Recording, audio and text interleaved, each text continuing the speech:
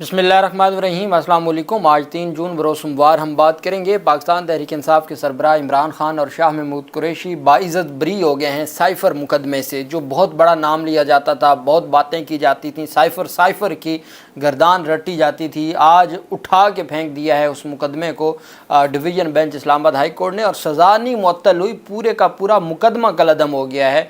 बहुत बड़ी पेशरफ सामने आई है इस्लामाबाद हाई कोर्ट में। मैं हर तारीख पर जब भी समाअत का अहवाल मैं आपके साथ शेयर करता था, मैं कहता होता था कि ये केस तो फारिग हो गई होगा, ये इनका पूरा बयानिया भी तबाह बर्बाद हो जाएगा। जिस तरीके से ये सारा केस और मुकदमा बनाया गया था, आमिर फ़ारूक साहब की सरबराही में 2 रुकनी बेंच था। समाअत के आगाज़ पर जो वकील थे प्रोसिक्यूशन ने बताया कि जो प्रोसिक्यूटर जुल्फ़कार अब्बास नकवी महंगे तरीन मेरे और आपके टैक्स के पैसों पर प्रोसिक्यूटर किए गए थे, और एक साबिक जज थे हामिद अली शाह, वो पिछली 2-3 तारीखों से आ ही नहीं रहे थे। आज भी जो जुल्फ़कार नकवी, इसमें क्या रिजवान अब्बासी, क्या इससे पहले एक और प्रोसिक्यूटर थे, तमाम के तमाम प्रोसिक्यूटर, वो आज कोई भी नहीं था। जुल्फ़कार नकवी की जानिब से कहा गया जी कि वो 20 मिनट तक पहुंच जाएंगे। अदालत ने बरहमी का इज़हार करते हुए कहा कि हम सिर्फ आपके लिए बैठे हैं और कोई काम नहीं है, हमने रेगुलर डिवीज़न बेंच कैंसिल कर दिया है। क्या हामिद अली शाह ने वकालतनामा वापस ले लिया है? उस पर असिस्टेंट अटॉर्नी जनरल ने कहा कि हामिद अली शाह से अभी बात हुई, वो वालदा के पास मारूफ हॉस्पिटल में है। वकील प्रोसिक्यूशन ने कहा कि सलमान सफदर बेशक चाहें तो दलाइल का आगाज़ कर दें। उस पर जस्टिस आमिर फ़ारूक ने कहा, मैंने पहले कहा था 11 बजे, पहले हमने टाइम आपको बता दिया था। इस केस की वजह से रेगुलर डिवीज़न बेंच कैंसिल की और सरकारी वकला भी नहीं है। बाद में सलमान सफदर साहब ने अपने जवाबी दलाइल शुरू कर दिए। उन्होंने कहा आज़म खान ने साइफ़र इमरान खान को दिया, इससे मुतल्लिक़ कोई दस्तावेज़ नहीं है। अदालत ने रिमार्क्स दी, इससे मुतल्लिक़ तो आपके क्लाइंट का अपना एतराफ़ भी मौजूद है। तो सलमान सफदर ने कहा कि ये तो प्रोसिक्यूशन की ज़िम्मेदारी है कि वो ये बात साबित करें। कानून बड़ा वाज़ेह है और इस हवाले से सुप्रीम कोर्ट के फैसले मौजूद हैं कि अगर कोई ख़ुद अपना जुर्म कबूल भी कर ले तो साबित करना प्रोसिक्यूशन का काम है। FIA प्रोसिक्यूटर की जानिब से कहा गया कि इमरान खान ने 342 में गुनाह तस्लीम किया है। सेक्रेटेरिएट रूल्स के मुताबिक इमरान खान जवाबदेह हैं, उनसे पूछा जाना चाहिए। सलमान सफदर का कहना था कि सेक्रेटेरिएट रूल्स का जिक्र हामिद अली शाह ने यहाँ नहीं किया। साथ ही उनकी जानिब से सुप्रीम कोर्ट की मुख्तलिफ अदालती नज़ीरों का हवाला दिया गया। वकील ने बताया कि रात 12 बजे तक बयानात कलम बंद किए जाते हैं। सुबह 8 बजे मुलजमान को 342 के बयान के लिए बुलाया जाता है, जबकि 342 का बयान रिकॉर्ड हुआ उस दिन फैसला भी सुना दिया गया। सरकारी वकील ने कहा कि 11:30 बजे 342 का बयान रिकॉर्ड होना शुरू हुआ और 1 बजे तक जारी रहा। जस्टिस आमिर फ़ारूक ने दलाइल दरियाफ्त किया कि क्या बयान रिकॉर्ड करने के बाद दलाइल दिए गए।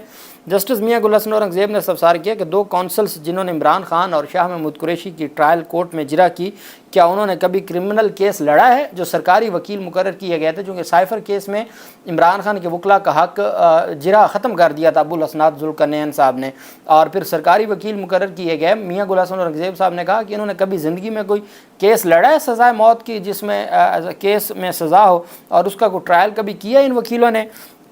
अगर इन्होंने केसेस लड़े हैं तो तमाम केसेस की लिस्ट तैयार करके अदालत में जमा करवाएं। बाद में इमरान खान के वकील ने अदालत को आगाह किया कि लापरवाही का जो इल्ज़ाम इमरान खान पर लगा है, ये इल्ज़ाम उन पर लगता ही नहीं है। 4 गवाहान के मुताबिक साइफ़र की हिफाजत इमरान खान की ज़िम्मेदारी थी। 2 साल तहकीकात हुई, उसके बाद FIR दर्ज हुई। बाकी 8 कापियाँ भी FIR की कार्रवाई के बाद वापस हुई। जो 8 कापियाँ लेट आईं, उनके ख़िलाफ़ कार्रवाई क्यों नहीं की गई? जब सबूत को ज़ाय करने की कोशिश की जाती है तो 201 लगती है, लेकिन साइफ़र तो उनके पास मौजूद है। अपनी बात जारी रखते हैं उनका कहना था कि हामिद अली शाह गुज़श्ता 3 समाअतों पर मौजूद नहीं थे। मज़ीद सबूत जमा करवाने की मुतफ़रक़ दरख्वास्त भी मुस्तरद की गई। हामिद अली शाह 1.5 माह अदालत में दलाल देते रहे, सबूत बाद में लाए गए। इसका मतलब है कि हम केस साबित नहीं कर सके। अदालत ने कई सवालात पूछे, शाह साहब ने उसका जवाब कहा मैं दूंगा, और अब वो शाह साहब अदालत से ही भाग गए।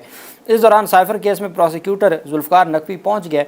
वकील सलमान सफदर ने कहा कि पहले दलाइल देते रहे, फिर गायब हुए और नई दरख्वास्त दायर कर दी। प्रोसिक्यूशन को आखिर में याद आया कि नए दस्तावेज़ात पेश करना चाहते हैं। इस पर जस्टिस मियां गुल हसन औरंगज़ेब ने रिमार्क दिया कि हमें सब पता है, आपको सब कहने की ज़रूरत नहीं है।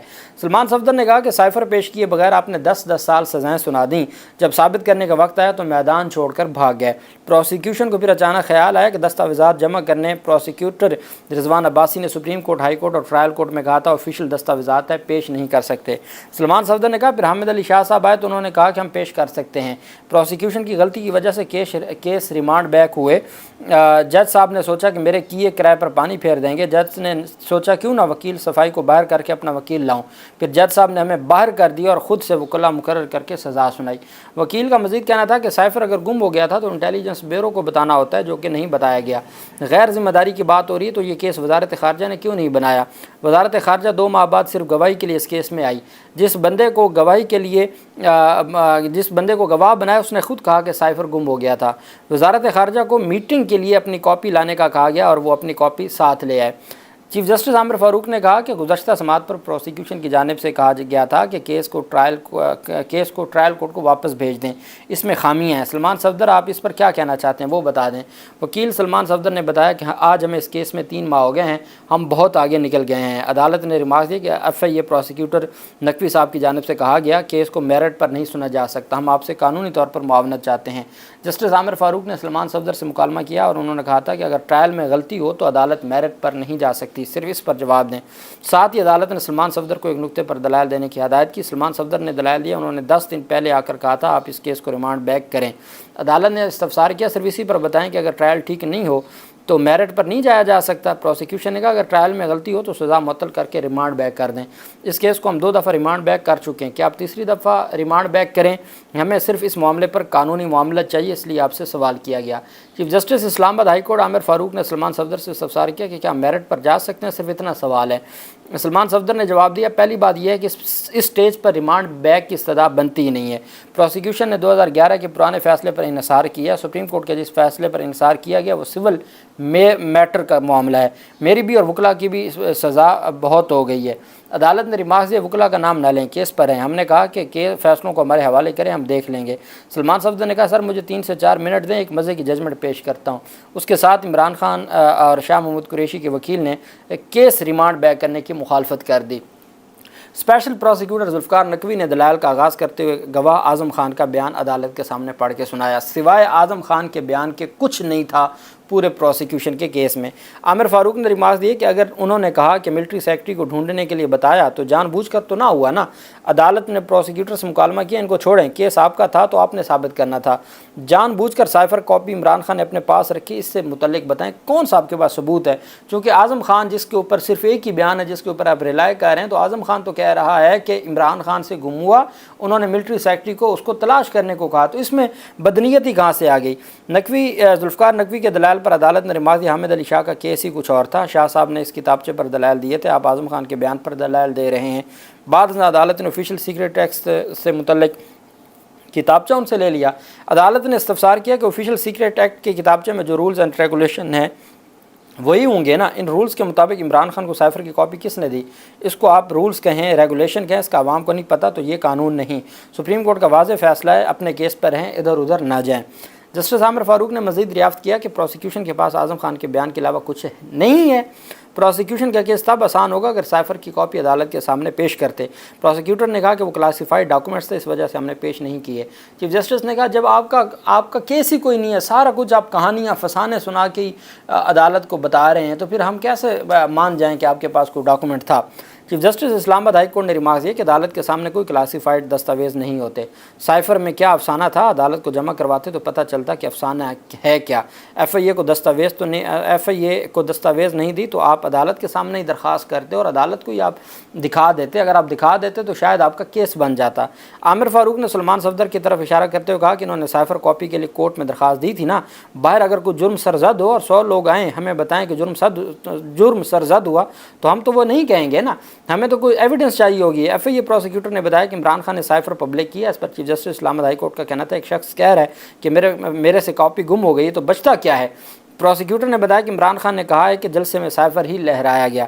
अदालत ने इस्तफसार किया 342 के बयान की ट्रायल में अहमियत क्या होती है। सलमान सफदर ने प्रोसिक्यूटर से मुकालमा किया कि नकवी साहब को 342 की अहमियत और कानूनी हैसियत ज़बानी याद हैं।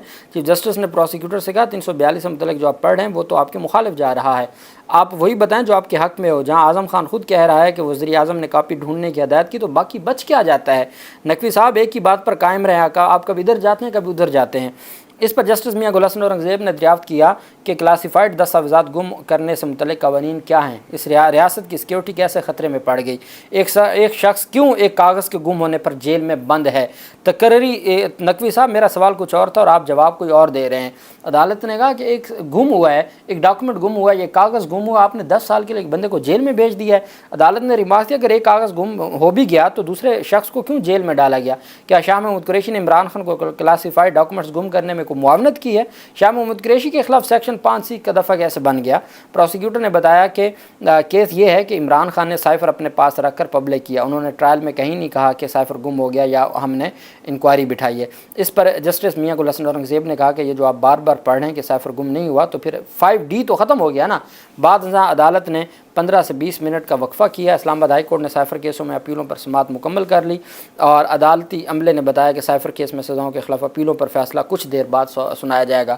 اب دلچسپ بات یہ ہے یہ وہ واحد کیس ہے جس میں فیصلہ لمبے ٹائم کے لیے محفوظ نہیں ہوا۔ آپ کو یاد ہوگا جب پچھلے ہفتے یہ سماعت ملتوی ہوئی تھی، میں نے آپ کو بتایا تھا 28 تاریخ کو جب سماعت ہونی تھی، چونکہ اس سے پچھلے ہفتے سماعت ہوئی تو پھر 28 تاریخ رکھی گئی۔ میں نے آپ کو بتایا تھا کہ 28 تاریخ سے مراد یہ ہے کہ ججز اپنا مائنڈ بنا کے آئیں گے، ان کے پاس جو پہلے سے میٹیریل اویلیبل ہے، کیس کا ریکارڈ اویلیبل ہے، باقی دستاویزات اویلیبل ہیں، وہ اپنا مائنڈ بنا کے آئیں گے اور اس لیے ان کو فیصلہ محفوظ کرنے کے لیے کوئی زیادہ ٹائم نہیں چاہیے ہوگا، چونکہ وہ 3 مہینے سے سن رہے ہیں۔ یہ وہ کیس ہے جس میں عمران خان کی سزا معطل نہیں ہوئی، بلکہ انہوں نے کہا کہ ہم مین اپیلوں پر سماعت کرتے ہیں۔ پہلی تاریخوں پر پی ٹی آئی وکلاء کا ریمانڈ بیک کی گزارش تھی کہ سزا معطل کر کے اس کو ریمانڈ بیک کر دیں، لیکن پھر جب معاملہ آگے بڑھتا گیا تو کیس میں تو کچھ تھا نہیں اور سارے کا سارا کیس کہانیاں افسانوں پر بنایا گیا۔ یہ میں نہیں کہہ رہا، عامر فاروق صاحب کہہ رہے ہیں۔